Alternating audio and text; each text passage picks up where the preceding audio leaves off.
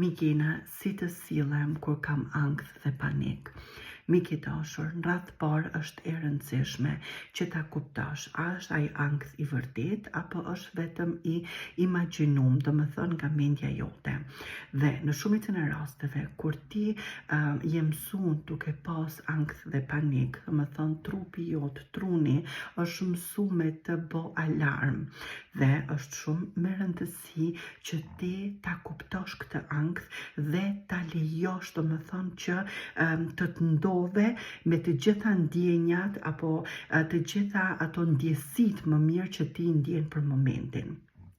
Do me thonë, nëse ty të kap një ankth apo panic attack dhe ti ulesh diku ose nëse nuk ke mundësi të ulesh, vetëm e vëzhgon trupin, më thënë i vëzhgon të gjitha simptomat e tua, pa e lanë menjen me të përzi, a mos po bjen do një infrakt zemre, a mos po bjen të fikt, a mos po çmendem, sepse këto janë mendime që zakonisht të ndodhin apo të vinë kur ke ankth dhe panik.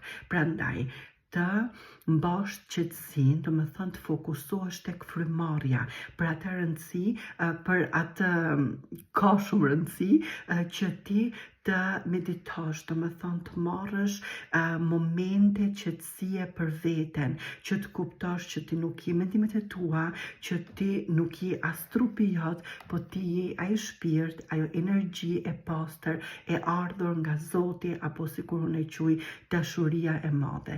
Ne jemi të gjithë dashuri të ardhur nga një dashuri e madhe e quajtur Zot.